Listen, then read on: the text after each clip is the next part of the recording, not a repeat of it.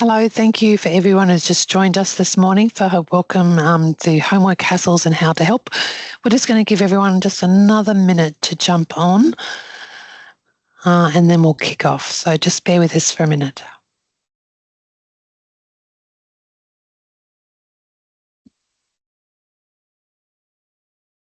Actually, while we're waiting, I would like to welcome everyone and pay my respect to the traditional custodians of the land that we're meeting on today. As this is a webinar, we could be meeting from a number of different lands. We're at Randwick Council. This is the land of the Bidjigal and Gadigal people. So you're here for Homework Hassles and How to Help with Madeleine Winter. I hope you're in the right session. Always good to double check that. And Madeleine is a parent of a young adult and parent coach of 30 years, using the hand in parenting listening tools to support parents to build connection and solve problems in their family. Madeleine, I might just hand it over to you and you can kick off whenever you're ready. Okay, thank you. So welcome parents.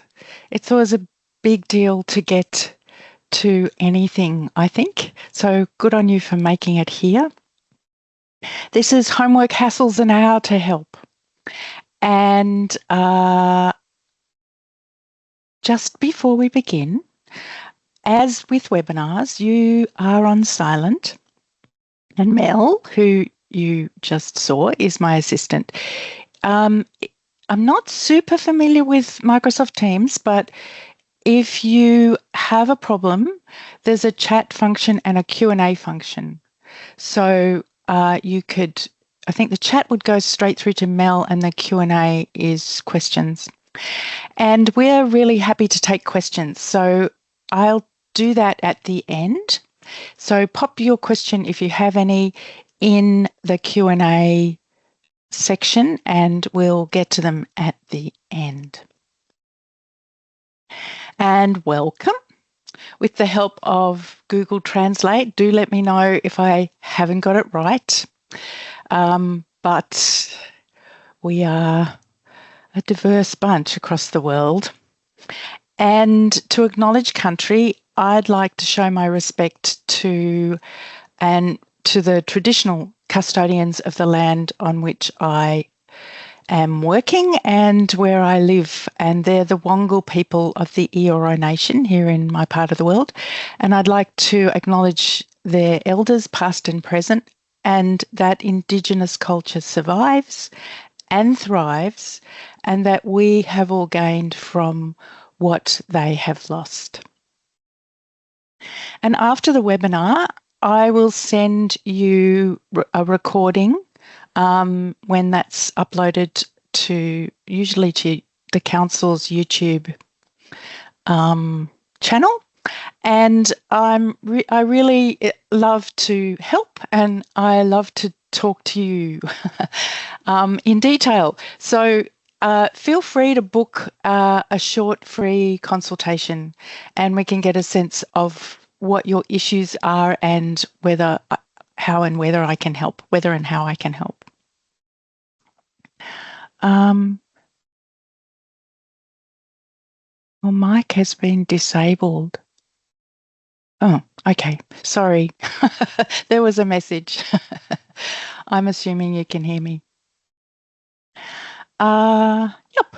So, and if you're in the local area and you're looking for other events for parents, Randwick Community and Families page is a great source of information.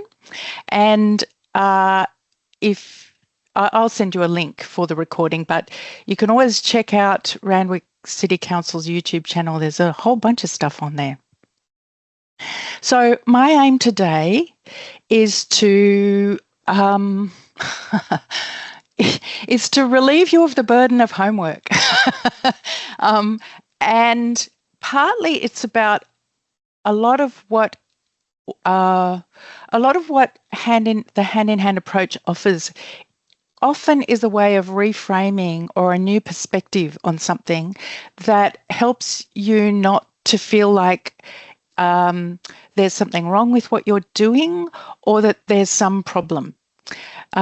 Sometimes what might seem like a problem is actually a sign of progress, and that's certainly the case with the problem of homework. And it's hard. It's hard for many, many parents across the world. And there's good reasons for that. And it's not your fault. It's not your fault. It's not your fault. I think that's probably one of my big messages for parents. It's your responsibility, but it's not your fault. Parenting is full of challenges that come in from the outside that we didn't ask for. And homework is one of them. And then we have to navigate those in the privacy of our home, in the intimacy of the relationships we care most about. And yeah, it makes it hard. But it turns out that schools will generally want you to engage, we could put it that way, with homework. I'm actually very clear that there is a very, very special role for parents around homework, but it's not what most of us think. So we'll get to that. And as part of sort of explaining that, I will talk today about a number of listening tools that hand-in-hand parenting teach and that I work with parents around that will help, that will both create support for you and child to become a confident and resilient learner. So this, however, is where I like to start, which is the truth about you as a parent. You are a good parent. You are a good parent. One of what I call the Achilles heels of parenting is that we tend to end up feeling like it's incredibly stressful when things don't go well for our children or in our relationship with our children. And one of the things that happens to us is that we blame ourselves. So we need to decide that we are a good parent and that we have always done the very best that we can. If you had been able to do differently, you would have. That doesn't mean that what you were doing or what you have done in the past is ideal, but it was your best effort. And we want to resource you so that your best effort works and is effective, but also we almost need to make a decision to cut out that piece that undermines us, where if things go wrong, we just end up feeling terrible and that there's something wrong with us. It's to do with how isolating parenting is, largely. And as I said, as a parent, you face real struggles and difficulties, and you're not to blame for those. Many of them you didn't choose, and they affect family life in profound ways. And someday you will get a little rest. Most parents will laugh a little when I tell them that. It is true. Mine's nearly 21, and there are challenges, but I look at families of very young children these days and think, oh my God, that's a lot of work. So, and here is my husband resting. Our friends used to have this very lovely couch, and every time we went there, that's kind of where he ended up. So we do need a place to stop. The other thing is that we all make mistakes, and we have to combat a sense that somehow parenting's a trick that we didn't get quite right, and that if we do get it quite right, it'll be able to be done perfectly. We make mistakes, as this little duck who's taking her little ducklings for a walk and encounters a challenge she hadn't factored on, and things don't look so good now. So what I aim to do is help you avoid. We want to avoid if we can, but we can't always avoid. What we have most control over is that we can recover from our parenting fails. And a little about me. I've done all sorts of different things, including becoming a carpenter in my 30s. And then I became a parent, which is, I'm so lucky that I got to do that. It was better late than never. And I had been using the hand-in-hand tools working with families for years before I became a parent, and they came into focus, and how incredibly powerful they are was reaffirmed and affirmed by becoming a parent and watching how our family was able to use those tools. And in particular, I think the sort of sense my child had of how to use them, and she didn't have to come to a webinar. So she knew what to do. And yeah. And then the other reason that I ended up here is because I'm sure you all know, once you become a parent, you connect with other parents and you're sharing information. And at some point it made sense to be doing it more formally. But I think we're doing it all the time. A little about hand-in-hand parenting. We offer several listening tools which are about a comprehensive approach to your relationship with your child. And the difficulties that you struggle with in parenting are largely about the state of your relationship with your child. To some extent, they're about the relationships between all of the people who are around your child, but the primary focus is your relationship with your child. And that relationship consists of a number of things that are in constant balance. And we teach some tools that are about very efficiently connecting with your child. It's a child-directed play which builds your relationship with your child and provides a place where a child can tell you things that they might not otherwise tell you. And that's balanced by the need to provide course correction from time to time. And limits are a way of doing that. Limits are, in this framework, limits are a way of dealing with the emotional tensions that get in the way of a sense of connection. The sense of connection being the thing that human beings need in order to function well. And in order to sort of manage that balance well, we need support. So Hand in Hand teaches a listening tool, which is about allowing us as parents to listen to each other in an organised way that helps us do the thinking and the feeling that we need to do in order to keep thinking and keep flexible in the face of whatever it is we have to do. There are two big things that this approach is about, and one of them is about flexibility in your approach. It's about your ability to understand what's in front of you and figure out a response that's going to work when everything's taken into account. It's not a set of tips and tricks. And the other thing is that these three things, building connection with your child, providing course correction where it's needed, and getting support for yourself, those all build emotional safety into your relationship with your child, which is the thing that allows them to thrive. And the sense of connection is really vital to young ones.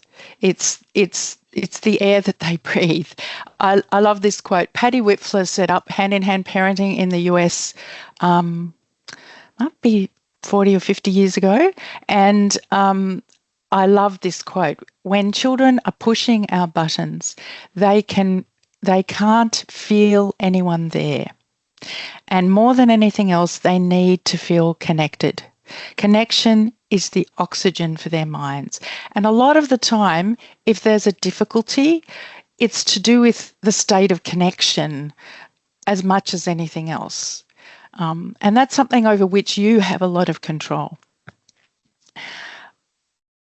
If you listen to me much, I've come to think about your relationship with your child as a kind of bank balance.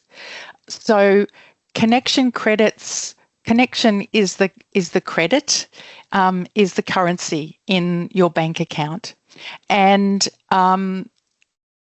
if you're struggling with a lot of limit setting and difficulty in your relationship with your child, and it's hard to get anything done, and you're constantly in power struggles, there's probably a few things going on, but not least of them will be that the connection credits in your bank account are low.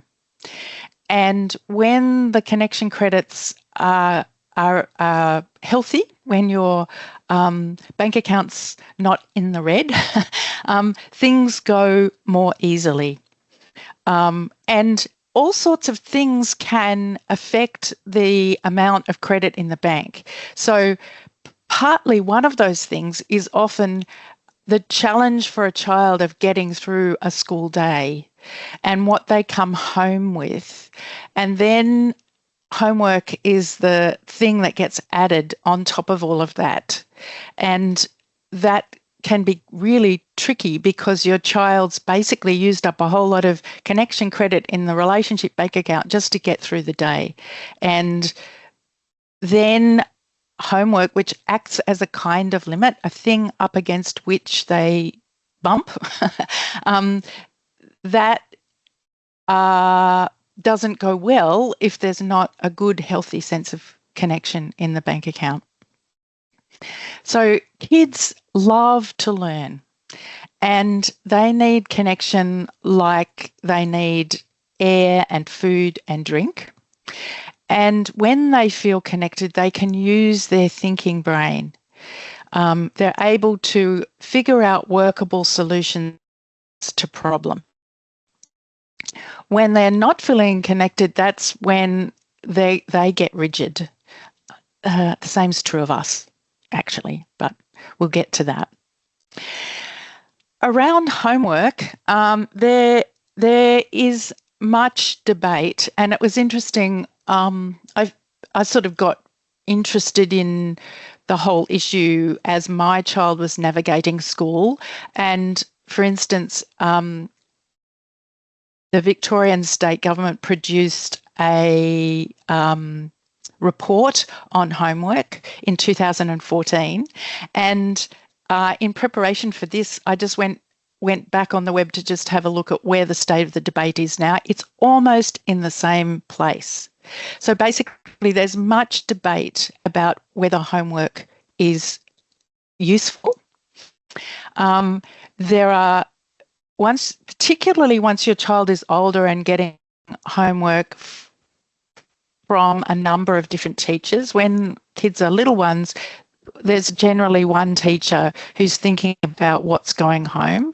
But by the time kids get into what we call high school here, but the issue of different teachers handing out homework and how much that amounts to and what pressure that puts on children and families is not something that's, in my experience, schools are particularly good at thinking about. So it can be sort of disorganised and uncoordinated in the way that it's sent home. There's rarely much consideration of how it fits with any other commitments your children have or other things your children do which are important and help them, and your family does, which are important and help your children learn about the world. They're primed for learning. There's something wrong if once they get to school that stalls and gets to be an unhappy experience. The other thing is that homework comes home and parents are often not given much support in how to help. And the experts are fairly clear that often, I read something, some academic who's been studying this for a long time says if you give a project, only give a project to children to do at home if you want to know what the parents are able to do. So it's notorious that, and I've done it myself, we end up doing the homework in order just to get the pressure off because it's this thing we have to comply with. Plus, we often, as parents, we were educated in a different generation. We don't necessarily know how best to help our children. And I think it's really important around this that you ask, if the school is sending homework home, you ask for help around it, and it's your job to report back about the effect that it's having at home. I think schools mean well. They're incredibly under-resourced in general, and one of the things they need, one of our roles as parents is to provide them with feedback about how what they're doing is landing in our family, because they may not be aware of that. And together with, in a good relationship with a classroom teacher, you may be able to work something out that works for your family. I have to say, a lot of teachers really hate homework as well. And sometimes one of the issues for teachers is that parents are anxious for their children to learn as fast as possible, and often feel that if the school isn't handing out homework, that somehow something isn't being done the way it should be. The research is fairly clear. Certainly in primary school, homework really doesn't achieve very much. It does depend a bit on what kind of homework it is, but yes. If your child came home and played, I'm a really, really, really big fan of play, and there's a huge deficit of play once a kid hits school. Play is where children sort out a whole bunch of things and figure out a whole lot of things they want to understand about the world, and reducing that isn't useful. So, as I said, we need to ask, is the problem the homework? There's almost no support, according to the experts, about the benefits in primary school level, which is up to about, age 11 or 12. And it's fairly well understood that 2/3 of parents give their children the correct answer to the homework. So the children aren't figuring it out for themselves. We're doing it to relieve the pressure in our households, which is, the best we can do. So I think that one of the things that we get tripped up by is that we want our children, we want to help our children engage with the content of the homework. And there may be some things about that which are useful. One of the things is that young people do best in connection and in connected relationships. I was actually talking to my friend whose boys just started school, or whose grandsons just started school, and apparently he loves it, but he loves it because he loves the teacher. And he enjoyed preschool, but apparently he's reporting that he likes the teacher more than the preschool teacher. That's such a relief, and that's so important, the connection with someone. And schools are so under-resourced that most young people don't get much one-on-one help around learning stuff. And sometimes they just need you to be there, to pay attention and to be supportive and encouraging while they put one foot in front of the other with the homework. So it's a chance for a child to connect with a caring adult around the learning process, which, given the ratios of adults to children in schools, really doesn't happen nearly enough. Teachers try their best, but there just isn't enough resource.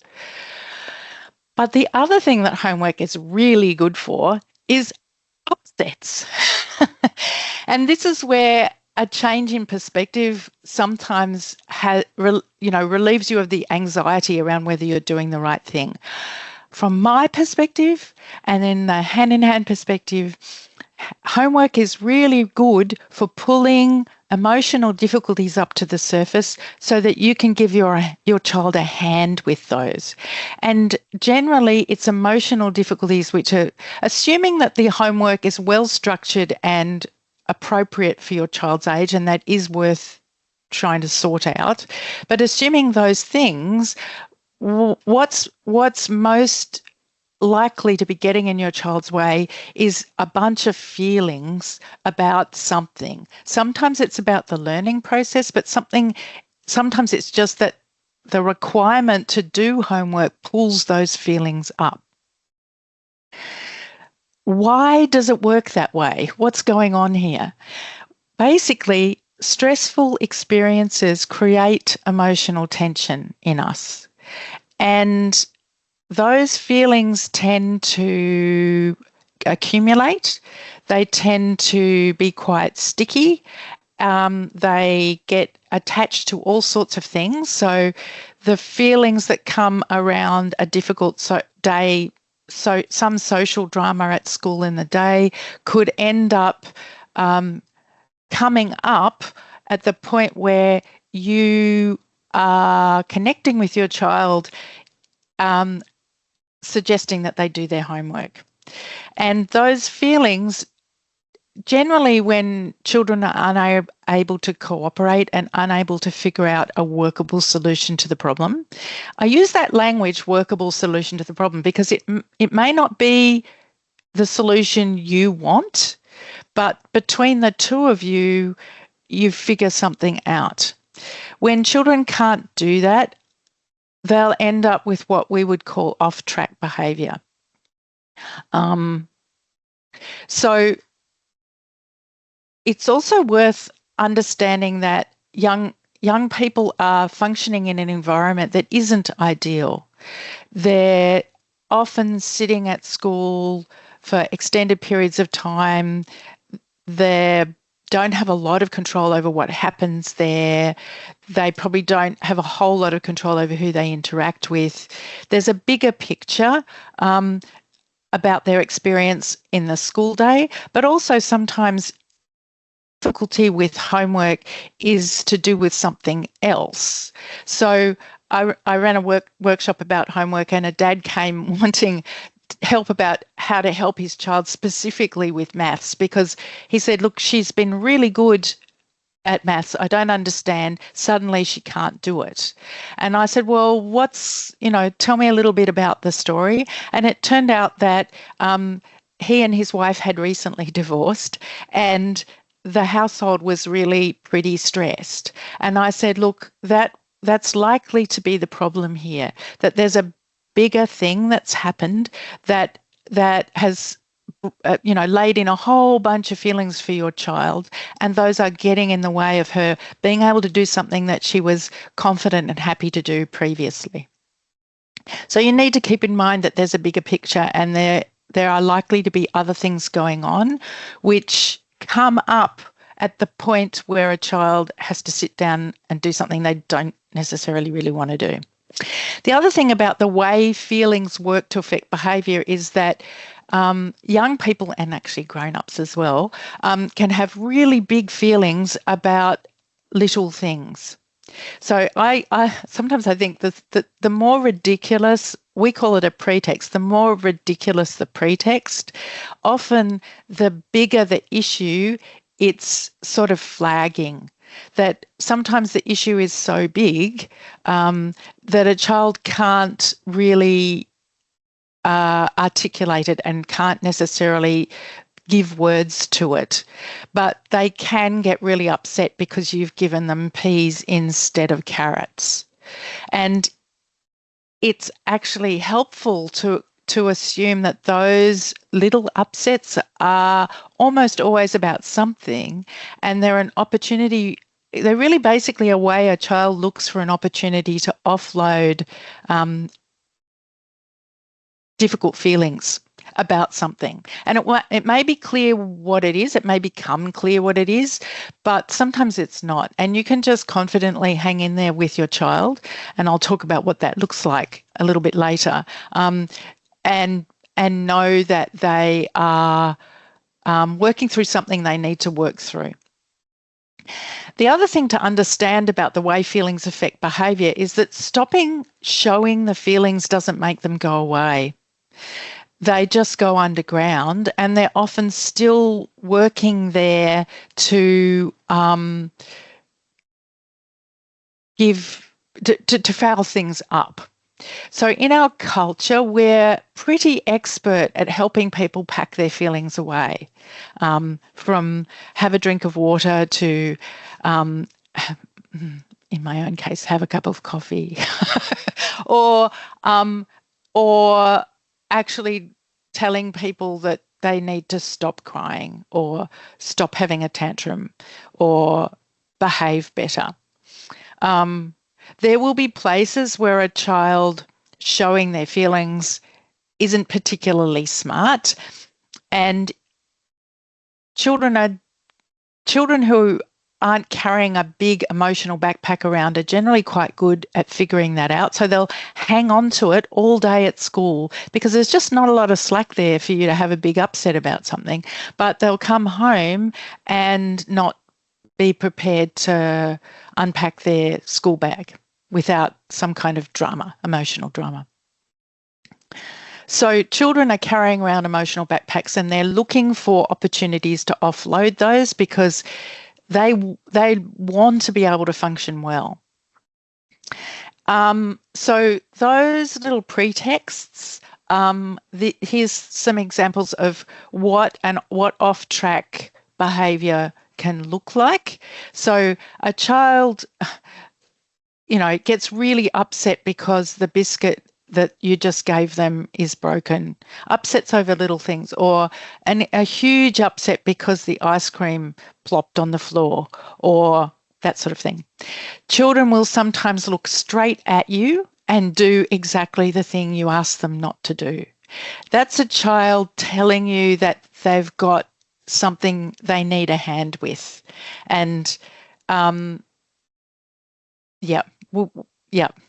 there are things you can do there that will shift that rather than that will shift that in a way that builds your relationship with your child rather than damaging it. Sometimes a child who's shy and withdrawn is carrying big feelings that are getting in the way of them being confident and outgoing. Aggression is often a sign that a child is carrying an emotional backpack, the sort of colour or tone of which is fear. It's just often a sign that a child is carrying feelings of fear. Children who can't settle down to an activity, who are just constantly on the move, are sometimes carrying around a backpack. Again, mostly the tone of it will be fear, but whatever big feelings are keeping them on the move. Struggles with learning, struggles with being reasonable about getting things done in the normal routine. And children sometimes, and this can be culturally different from culture to culture, but often a child who's evasive or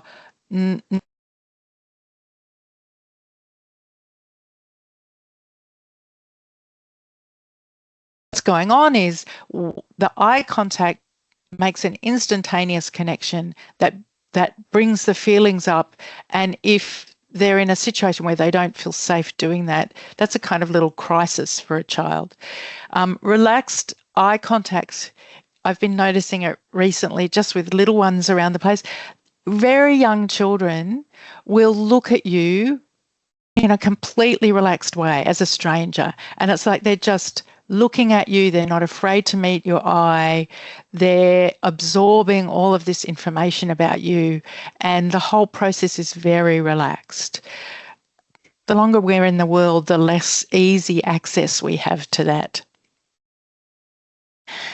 One of the things that's really helpful for you to know is that the upset that comes when you set a limit, and just to let you know that asking a child to do their homework or trying to set up a process that herds them into doing their homework, that may function as a limit.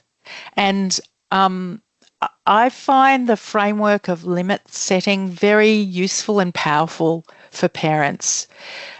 It's important. Children really need limits, but limits work as a way of getting in the way of off-track behaviour. That's really what a limit is. So endlessly putting off homework may be a sign that there's a thing about the homework that you need to go and talk to the teachers about. But it may also just be a sign that your child is going to feel something if they have to sit down and actually start this thing, and they're running in front of that feeling. So when you sit down and say, sweetheart, let's do the homework now, you may find what happens there is an upset. That upset is a consequence of you having set a limit. Let's do the homework now.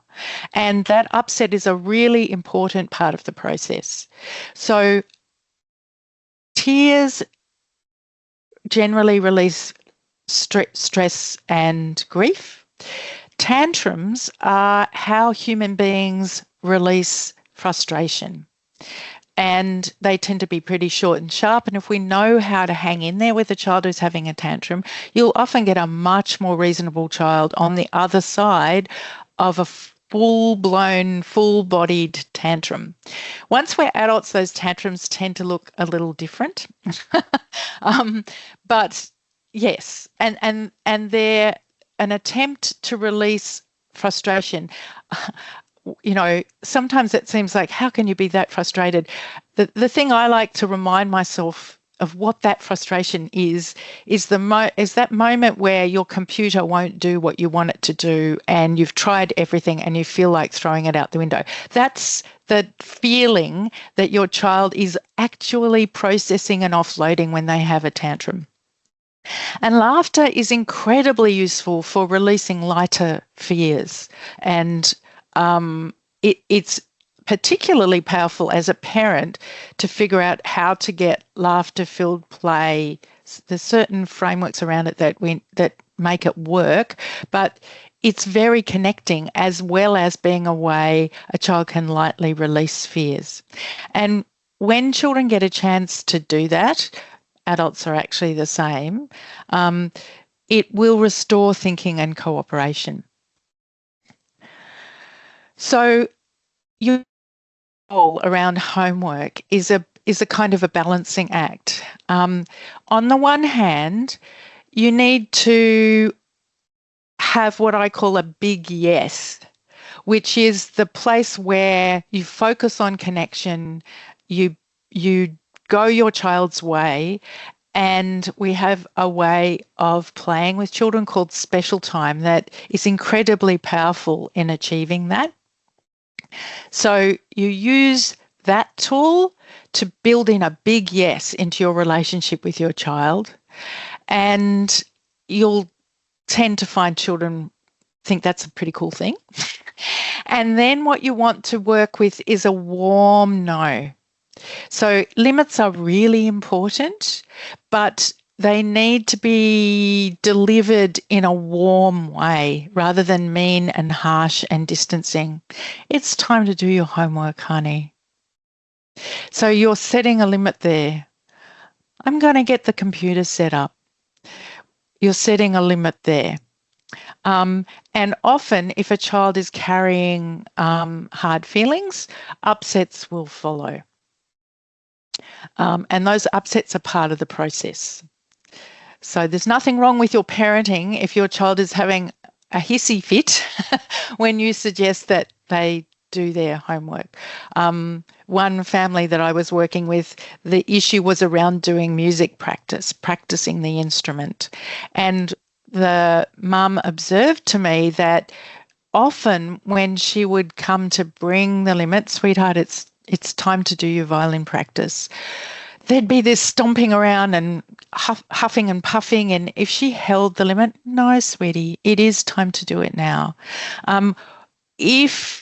What she noticed was the upset would often come out often quite explicitly. Her child would say, you know, I had a really hard day today and those girls wouldn't talk to me. You know, whatever it was, that it didn't actually have anything to do with the violin practice, but the limit that mum was setting around that pulled up some feelings which need to be processed in order for your child to sit down and do whatever practice or homework needs to be done. And at that time, the tool that you're going to find most useful is is we talk about time in rather than time out. Children who are in trouble, who are not able to figure out workable solutions, for whom feelings are getting in the way of being cooperative, they don't need time out, they need time in. That doesn't mean that you let them do whatever they want to do always, though there is a way of doing that that's very useful. But it does mean that you're there and you're connected with them. And as you're hanging in there with them around their upset, you keep your tone warm. It's a good process and you don't need to worry about that it needs to stop. So when your child starts to get upset about the notion of homework, you have the option of staying to listen to them. We call it stay listening. You'll move close. You need to what we call bring a limit. So there are several phases in limit setting. The first is to bring the limit. The second is to hold the limit. And sometimes anyway, we can learn much about how to do that.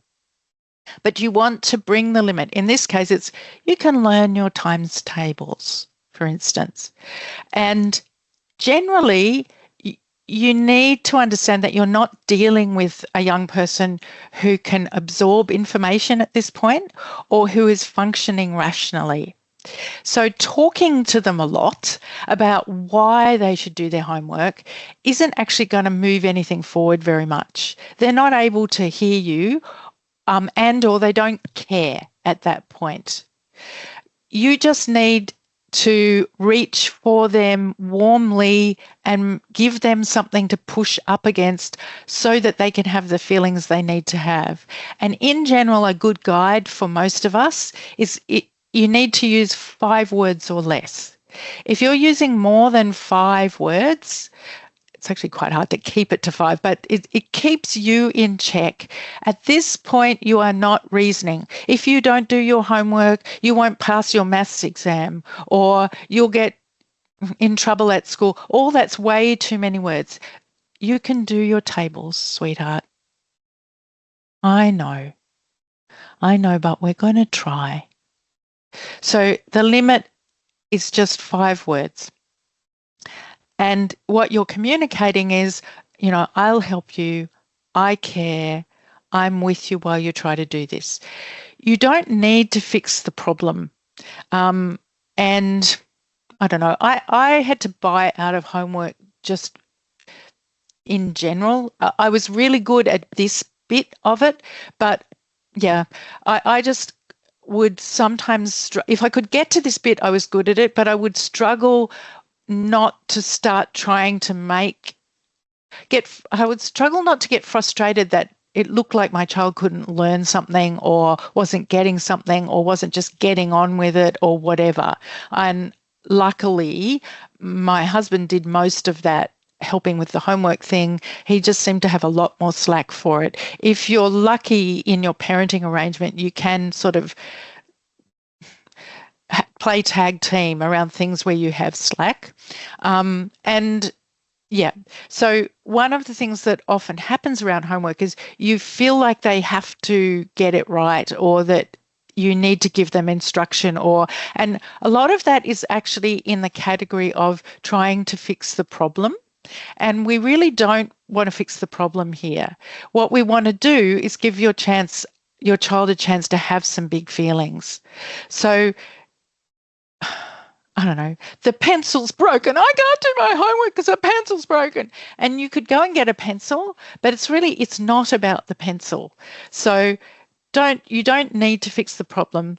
You can expect that feelings will erupt if there's feelings around. If you're going to set a limit, it's important to expect that feelings will erupt. Sometimes they don't. Sometimes, the way you've brought the limit or your general state of connectedness in your relationship is enough for your child to get on with what they need to be getting on with. But generally, yes. So expect feelings to erupt. make it safe. You're the safety manager. At this point, your child is not functioning rationally. They'll throw things around. They'll break, they'll thrash around and break things. If grandma's porcelain vase is nearby, you just might quietly get up and move it. And if something goes wrong in this process of stay listening, it's like, it's really important that you not shame your child for it. If you really get triggered, you just need to leave the room. But generally, if something goes wrong, if something gets broken, it's here you can safely take responsibility. I'm sorry, sweetheart. I should have made sure that couldn't get broken. It can be a little bit hard for us to do that, but that's generally what works. And really, your job here is simply to listen. You need to listen, listen, listen, and really resist the temptation to argue. But it's only 10 minutes of, how many times have I heard from parents? If they just do it, it's only 10 minutes. Well, your child really isn't interested in that. So don't judge them. Don't argue. Just listen and be there and see what happens. On the other side, a really important piece is to be systematically building connection credits into your relationship bank account. And the listening tool of special time, which is a way of achieving the big yes, is incredibly powerful. It's a one-on-one playtime. You tell your child, I'll do whatever you want to do. You need to do it when you're not going to get distracted, or you need to ensure that you don't get pulled away from it except if something extraordinary happens. I remember I was doing this when smartphones first came in, which says something about how old I am, or when I got a smartphone, I had to put it in the boot because it was just so easy to have it take up my attention. I needed to get it out of the way. I think I've got a bit better now with them, but, this is a time where your child has your complete, undivided attention, and it's your opportunity to delight in them. Whatever you want to do, and the point in this kind of play is that the child is successful. They win if it's a chasing game, that generally it works well for you to be reasonably incompetent, cheerful, interested, not giving instructions is important. Children spend a lot of time with adults telling them what to do and how to do it. And this is a place where they get to have your attention without having to navigate that. It's really important. That's one of the pieces that really builds connection and provides relief to a child from the relentlessness of adults being in charge all the time. We are in charge. We need to be in charge. But this is an organised way of giving them a chance to have a break and still be connected with us. And this kind of play, it opens up the communication highway. So especially with younger children, what they choose to play and the things they choose to do in special time will often tell you useful things about what they're worried about, what's going on in their life, at a point where in their development they wouldn't necessarily be able to tell you those things. And play like this, free play where you're providing support and encouragement and warmth and interest, but not direction, instruction, opinions. This is how children make sense of the world. It's where they experiment and try new things, and it's where they can show what they're interested in. Sometimes they'll choose things. I could talk for hours about special time. It's a tremendously powerful tool. Sometimes children will choose to do things in special time that you won't let them do at other times. And if that's what your child's doing, get in touch with me and we can talk about it. It's a very useful thing. It's special time is time bound. So one of the things about that is we have 20 minutes, sweetheart. I've got 20 minutes. What do you want to play? It means that if it's something that's a little tricky for you, you only have to last 20 minutes before you can say, okay, we're going to stop that now. I remember my friend telling me about how her boy was really interested in lighting fires and spent his special time at some point lighting several, systematically lighting matches, which she would have just found very anxious making, except inside special time, that's the deal. As long as it's not sort of a real serious safety issue, it's where kids get to experiment with your attention and it ends. And that's a very important part of it, is that it ends. So they'll tell you what they're interested in. And sometimes it's not something that you don't want to do or that you don't approve of. Sometimes it's just something that's caught their interest or some social dynamic.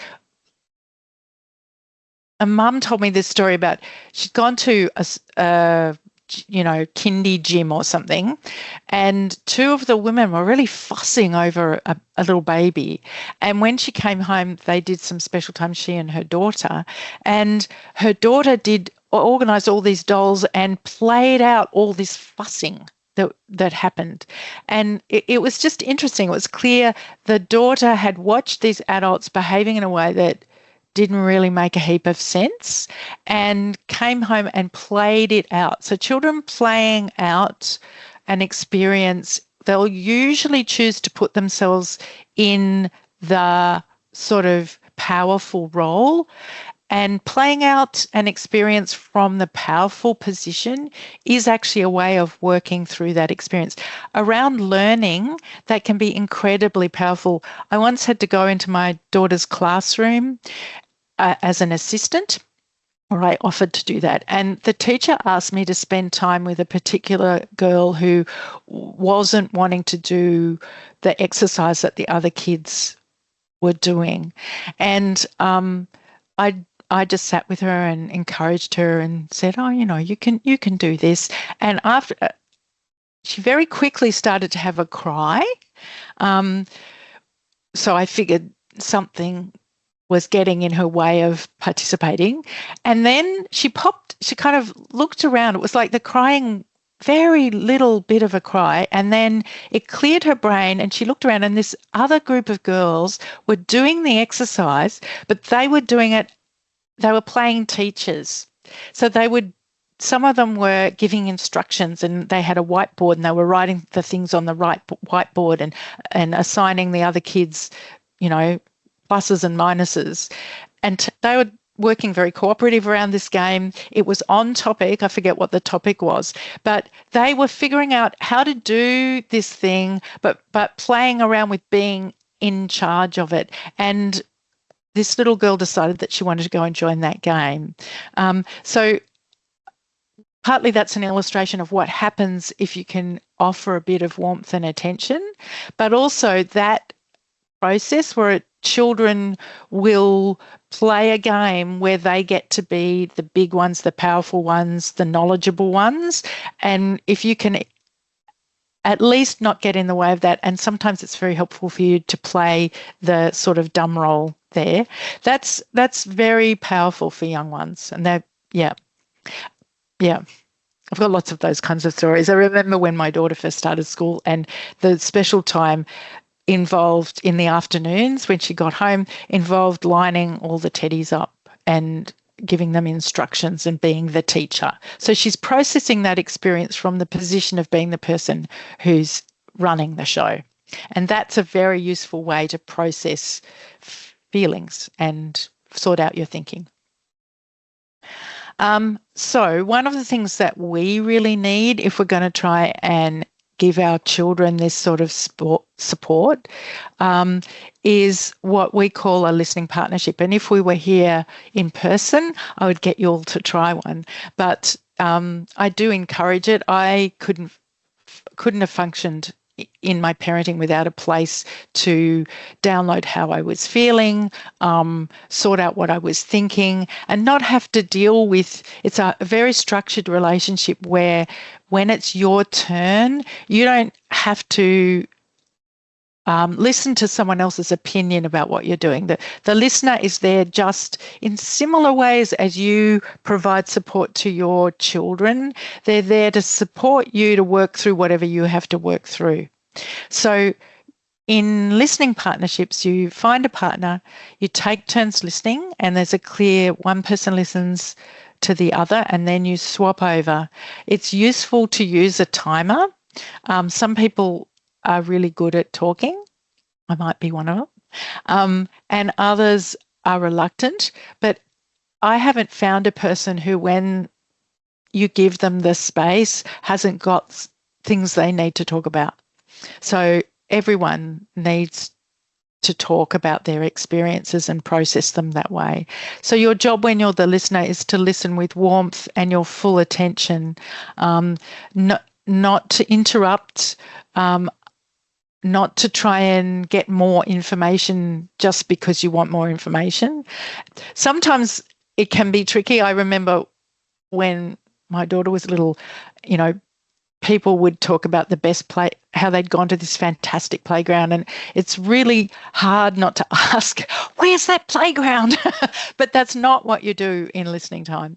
And the job is, it works if we know that the person who's listening to us will keep it completely confidential, won't mention it to anyone, no matter what it is. That makes it safe for us to talk about what we need to talk about. It's often quite hard for parents to talk about how hard things are. There's a lot of sort of comparison when we're listening to other people. I don't know. It's very hard to feel like we aren't doing as well as other people. And this is a way of trying to create a space where we can talk about honestly about how it really is without having to look after anyone else, I suppose, or worry about our reputation. So when you go into a listening partnership, if you're struggling with your child's homework, for instance, it would be really useful for you to spend some time talking about how you feel about the homework. You can say all the things to your listening partner that you would like to say to your child, but that being the good parent that you are, you've not. Or sometimes we need to go and have the hard feelings in listening partnerships about the way we haven't held it together as well as we could have with our children. That feeling of having not done well really holds us back. As I said, it's not our fault. It is our responsibility. But that sense that somehow we're bad because we haven't managed things well, or the outcome hasn't been good, or it's been difficult, that's very easy for us to get caught there. And doing that doesn't help us to do what we need to do to fix things up. So you need a place where you can talk about things, what you think, but also how you feel about the challenge. It's also incredibly useful for us to ourselves go back and tell the story of our own experiences of being a learner. It's most of us are carrying, we've all spent years at school, and one of the ways our brain works is that we go back to find out what we already know when we're presented with something in the present. And our children being at school can sometimes pull up a huge amount of memories. Sometimes it's not clear that they're memories, but it's a feeling that you have. But it's whenever you're coming to a learning experience as an adult, or you're trying to support someone else, it's very useful to go back and review your own experiences of learning. Those will be affecting how you respond now, and getting them out in the open, and ideally getting to have a bit of a laugh about them or a bit of a cry about them yourself will actually increase your capacity to pay attention to your child without your own feelings getting in the way. And it's always useful as a parent to be spending time with another adult in an organised way, in a listening partnership, talking about what was it like when I was 5, when I started school, when I was 10, when I started high school. What was it like? Partly because that process our brains do of checking what we know from the past will always, like if you've got a 10-year-old in front of you, your brain will be going back to say, what do I know about being 10? And it may pull up, if there were difficult experiences there, it may pull up a whole bunch of feelings that are to do with your past experience, which have nothing to do with your child's current experience. So it's useful. Sometimes people want to set up listening partnerships with their co-parent or their spouse. That can get tricky because there's just a lot of trigger points. But one of the things you may learn things about your parenting partner or spouse if you get to hear the story of what it was like for them when they were however old your children are. And doing that as a regular thing is a very useful thing to do, just to kind of get that out in the open and review it, and in that process sort of resolve some of the tensions in your own experience. That will make a big difference. So that's a lot in a little bit of time. You can learn more. You can visit my website. I run courses, I run groups on Zoom, and I provide coaching to parents. So do get in touch. And as I said, it's really good to hear from you.